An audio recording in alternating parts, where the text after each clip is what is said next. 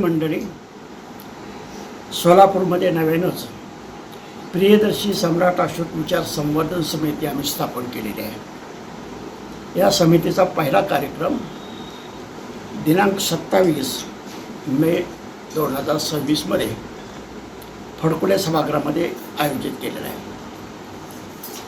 जागतिक वारसा दिनानिमित्तानं सम्राट अशोकाच्या शिलालेखाचं आणि त्यांनी केलेल्या कार्याचं सोलापूरच्या सगळ्या बौद्ध समाजाला ज्ञान व्हावं, माहिती मिळावी, याच्यासाठी हा आमचा प्रयत्न आहे। त्याच दिवशी माता रमाईची स्मृती दिन आहे। माता रमाईला अभिवादन करण्यासाठी सुद्धा आमचा प्रयत्न आहे। आपण बुद्ध धर्म स्वीकारून जवळजवळ 70 वर्ष होत आलेले आहेत।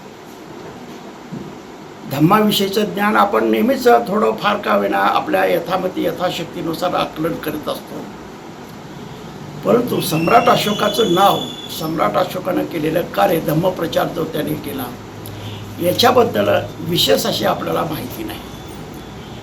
एक तर आपला दोष त्याच्यामध्ये नाही, कारण सम्राट अशोकाबद्दलची उपलब्ध साधने किंवा पुस्तकं ही आपल्याकडे नाहीत, आणि सम्राट अशोकाबद्दल विशेष माहिती देणारा सुद्धा अभिजात वर्ग नाही आहे। सुदैवानं आपल्या शहरामध्ये बुद्ध धम्म, सम्राट अशोक, धम्मलिपी, ब्राह्मी लिपी आणि बौद्ध कला, बौद्ध संस्कृती, मूर्ती या संदर्भात साकल्यानं माहिती देणाऱ्या प्राध्यापक डॉक्टर माशाळकर उपलब्ध आहेत। आम्ही त्यांना विनंती केली, आपण पहिल्या कार्यक्रमासाठी सोलापूरकरांना एक व्याख्यान द्यावं। ते तयार झाले आणि त्यांचंच पहिलं व्याख्यान आम्ही सोलापूरमध्ये आयोजित करत आहोत। या कार्यक्रमाचे अध्यक्ष म्हणून सोलापुरातील ज्येष्ठ सामाजिक कार्यकर्ते आणि साहित्यिक माननीय दत्ताजी गायकवाड